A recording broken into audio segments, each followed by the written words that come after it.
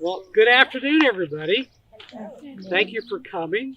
And I want to say special thanks to Amber Good, who helped put this together.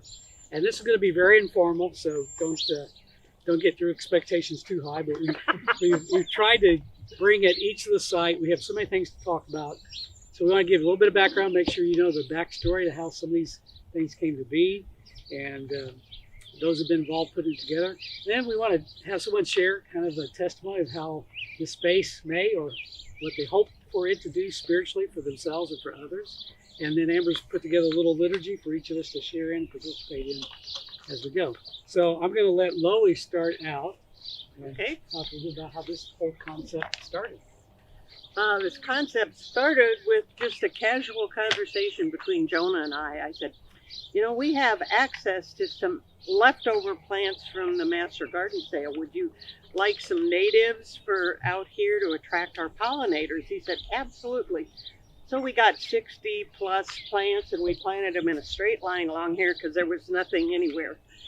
Well, over the next 12 months, the scouts dug out the path and we started getting a few things here and there. And about a year later, Salisbury Nursery went out of business and got 20 some shrubs here and there at a real good bargain price. And little by little, this has just taken shape. But there's some regular annuals and perennials in here, but it's leaning heavily toward native plants for our pollinators.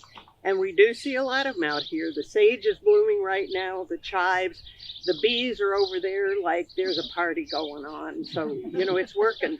The baptisia over there, it just has started blooming yesterday for our event today. So it's very manageable. Other than that, it's kind of grown, and Pastor Jack donated the peace pole a little over a year ago. We now have another little pole about peace in the garden.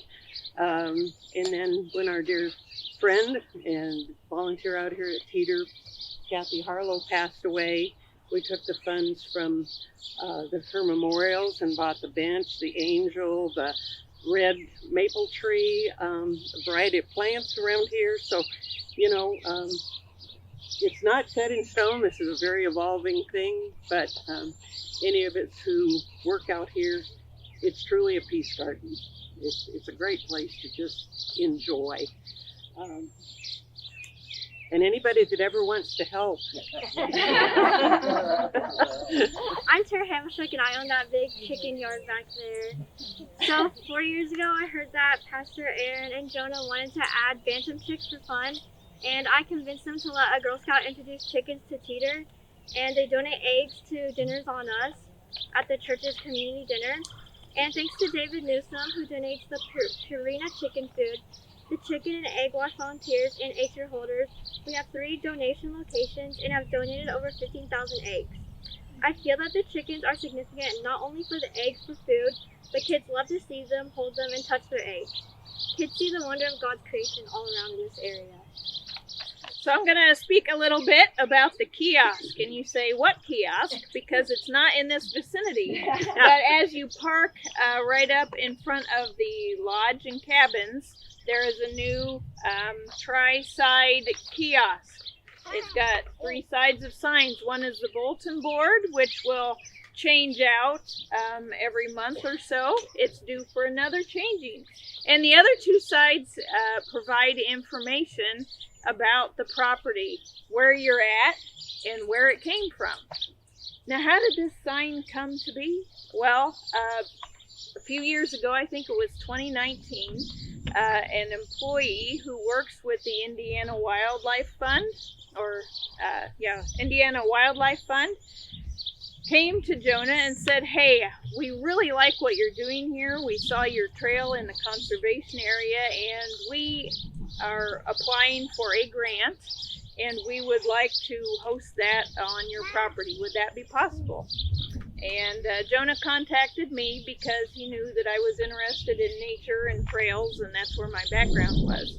So I came on out and showed them around, and one thing led to another. They wrote a grant. They were approved for the grant, and so they were able to help us learn about invasive species and what we plant, invasive plant species, and helped us learn what we needed to do to take steps to get rid of these harmful plants. They're harmful to our wildlife and to our soils, and creating a more native environment with all of these plants that are meant to be in this area help us to highlight the importance of the habitat, especially in that area. And so the kiosk was a part of that grant. And so we were able to bring a very important part to those folks who come to visit us either weekly, daily, or maybe once in a lifetime. They now have a point of contact to know where this place came from and what its mission is and what we're doing at the moment here. Thank you all for being here. Hi, I'm Dawn Harlow, the daughter of Kathy Harlow. So some of you that are members of the church may have seen my grief share testimony. And so to kind of backtrack, when we lost my grandmother, Helen Tackett, which was Kathy's mother, in, this is harder than I thought, in January of 2013, I was extremely angry and constantly asking why God this was happening to me. I had suffered 3 other previous losses with grandparents. So 9 months after she had passed away, we had a gazebo built in her honor with butterfly bushes surrounding it there on the property at the church that I grew up in. And she always told us that she would, how would we know that she'd be around us? She said she'd come back as a butterfly. So we had planted butterfly bushes around it. So when my mom died, I knew she was going to be cremated. And I didn't know where that place I could go to be and how she would come back, how I would know that she was there, to be able to connect with her. And that's when I remembered Loi had written her a card that said we were going to donate or plant a rose in the peas garden in her honor. As you can see, it's much more than just a rose that was planted. But Teter has always been a special place for me, for my kids. Mom volunteered many hours here. She would bring the kids with her. She'd force them to work for 30 minutes and then they could go play. So it still holds a really special place to me. And I have a place now to come that my kids can come and feel the presence.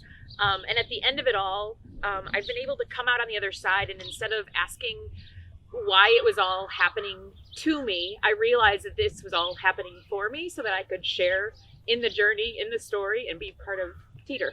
So thank you. And boy, would Kathy be proud.